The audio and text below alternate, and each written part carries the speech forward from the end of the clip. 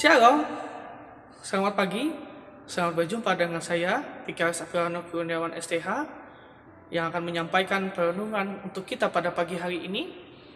Sebelum kita merenungi sebagian dari firman Tuhan, mari kita bersatu di dalam doa, kita berdoa.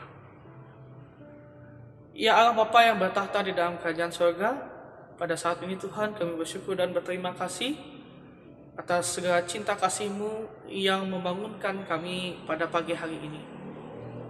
Ya Tuhan Allah Bapa yang bertahta di dalam kerajaan surga, kiranya Engkau juga menuntun kami dalam perenungan pagi hari ini.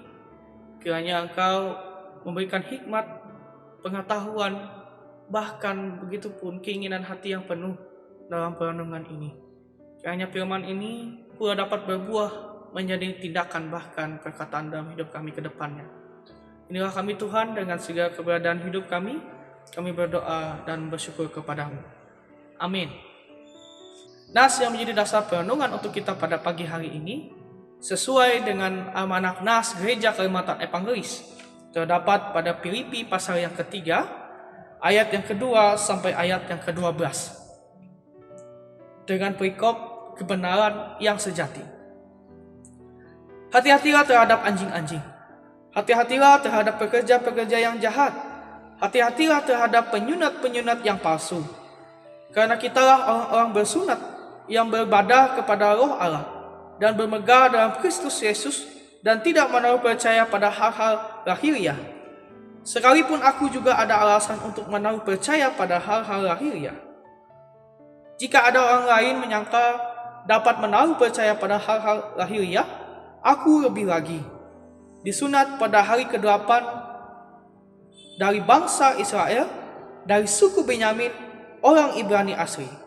Tentang pendirian terhadap hukum Taurat, aku orang Farisi. Tentang kegiatan, aku penganiaya jemaat. Tentang kebenaran dalam mentaati hukum Taurat, aku tidak bercacat. Tetapi apa yang dahulu merupakan keuntungan bagiku, sekarang kuanggap rugi karena Kristus. Malahan segala sesuatu yang kuanggap rugi karena pengenalan akan Kristus Yesus Tuhanku lebih mulia daripada semuanya.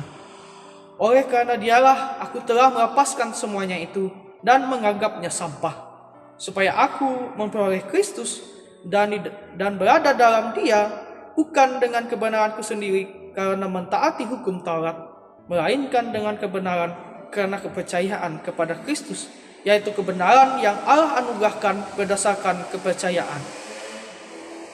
Yang kukehendaki ialah mengenal Dia dan kuasa kebangkitannya, dan persekutuan dalam penderitaannya, di mana aku menjadi serupa dengan Dia dalam kematiannya, supaya aku akhirnya beroleh kebangkitan dari antara orang mati.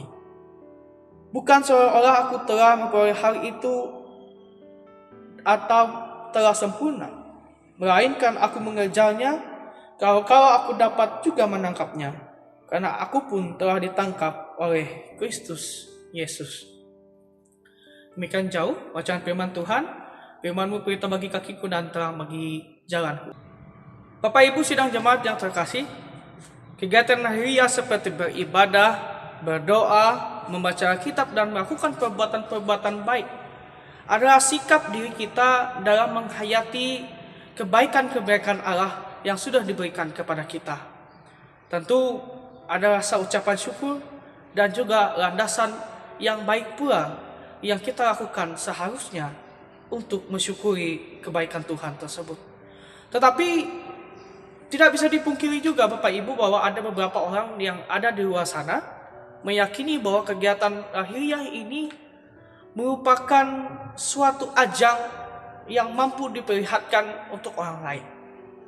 Contoh, ketika ia sering berdoa, ketika ia sering membaca firman, ketika ia sering beribadah, ia menginginkan adanya pujian dari orang yang melihatnya.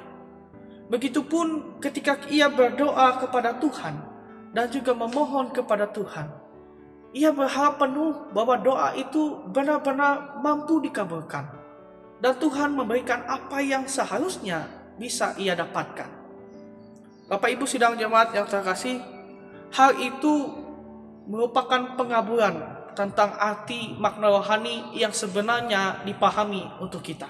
Ini juga landasan pesan yang ingin disampaikan Paulus kepada jemaat di Filipi tentang kegiatan lahiriah bukan untuk diperhitungkan sebagai tanda iman yang baik. Tidak bisa diukur maupun juga dihitung oleh kita. Paulus sendiri mengakui jika dia masih memasang standar hidupnya menggunakan standar hidup lahiriah yang ia lakukan dahulu. Ia adalah sosok yang dekat dengan Allah. Yang pertama, silsilah hidupnya adalah bangsa Ibrani asli, suku Benyamin. Pandai dalam hukum Taurat karena dirinya adalah seorang Farisi. Bahkan ia rela menganiaya orang lain karena tidak taat dengan hukum Taurat. Pemahaman-pemahaman yang ini ia miliki dahulu, dan itu adalah sebuah keuntungan baginya, baik itu di mata masyarakat Yahudi pada saat itu maupun juga di mata Tuhan menurutnya. Tetapi ketika ia bertemu dengan Tuhan, ia menyadari bahwa itu adalah sebuah kerugian dalam hidupnya. Ia menyadari ia hanya taat kepada hukum Taurat, tidak kepada Tuhan. Maka oleh karena itu, Paulus menyarankan kepada orang-orang Filipi untuk memiliki sikap pengenalan yang tepat tentang Allah, yaitu melalui Yesus Kristus yang rela menderita, mengalami kematian demi menebus umat manusia, dibangkitkan, bahkan memberikan kebangkitan itu kepada seluruh umatnya. Bapak Ibu sidang jemaat yang terkasih, apa yang bisa kita renungi di pagi hari ini? Kegiatan lahiriah ini, jika dilakukan dengan hati yang tidak tertuju kepada Allah, dapat mengabulkan kebenaran yang seharusnya dapat kita terima, maupun orang lain terima. Artinya, sia-sia adanya jika kita melakukan kegiatan lahiriah untuk mendapatkan pujian dari orang lain ataupun mengharapkan kebaikan daripada Tuhan tanpa kita mengimani sepenuhnya itu didasari oleh Allah. Oleh karena itu Bapak Ibu, kebenaran yang sejati adalah kebenaran yang dilandasi oleh karena Yesus Kristus telah menyatakan hidup kepada kita, baik dari penderitaan dan kuasa kebangkitannya, membuat kita percaya bahwa Yesus Kristuslah sumber kebenaran yang harusnya kita tuju. Dia menjadi pedoman dan teladan bagi hidup kita. Karya dan asanya, kasihnya yang terutama, menjadi landasan yang baik untuk kita semua. Kegiatan lahiriah, baik beribadah, berdoa, membaca firman, dan melakukan perbuatan baik, itu semua kita lakukan untuk Tuhan. Bahkan ketika kita bekerja di luar segala apapun yang kita lakukan di luar gereja, kita melakukannya untuk Tuhan. Maka oleh karena itu Bapak Ibu, mari kita landasi segala sesuatunya dalam tangan pengasihan Tuhan. Mari kita juga tidak mencari keuntungan, baik secara tujuan maupun harap, maupun juga pujian dari orang lain, menganggap diri kita beriman. Orang akan melihat bahwa diri kita beriman bukan semata-mata karena kita ingin dipuji, tapi karena memang kita beriman atas dasar keinginan hati kita untuk Tuhan. Mampukah kita melakukannya? Saya yakin kita mampu melakukannya. Tuhan memberkati kita semua dalam segala apapun penyertaannya. Amin.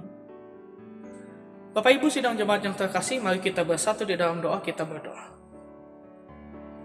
Kami bersyukur Tuhan atas cinta kasih-Mu dalam keberhidupan kami. Kami yakin dan percaya Engkau melihat setiap aspek keberhidupan kami. Begitupun dengan segala aktivitas kami ke depannya. Engkau sertai dan Engkau bimbing kami. Melalui firman-Mu pula, kami melandasi setiap pekerjaan, kegiatan lahiriah kami, semuanya untuk Tuhan. Dan kami yakin bahwa penyertaan-Mu itu baik dan sempurna adanya Tuhan. Jauhkan kami dari segala sakit penyakit, mara bahaya, dan apapun yang mau menerpa kami. Jika Tuhan mengizinkannya, kuatkan dan teguhkanlah kami untuk tetap selalu punya iman yang kokoh Tuhan. Pada saat ini Yesus, kami berserah penuh untuk hari ini. Kepadamu Sang Pemilik hidup, Sang Pemberi jalan yang baik. Kami berserah dengan segala kehidupan, keluarga, jemaat, maupun juga masyarakat yang ada di sekitar kami.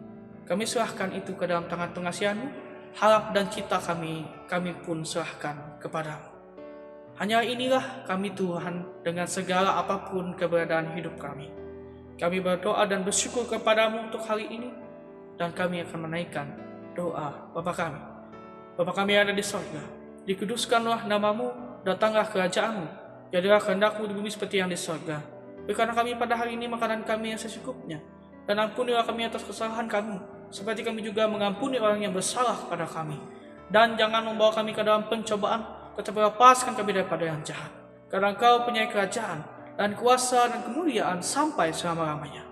Amin. Terima kasih untuk kita semua.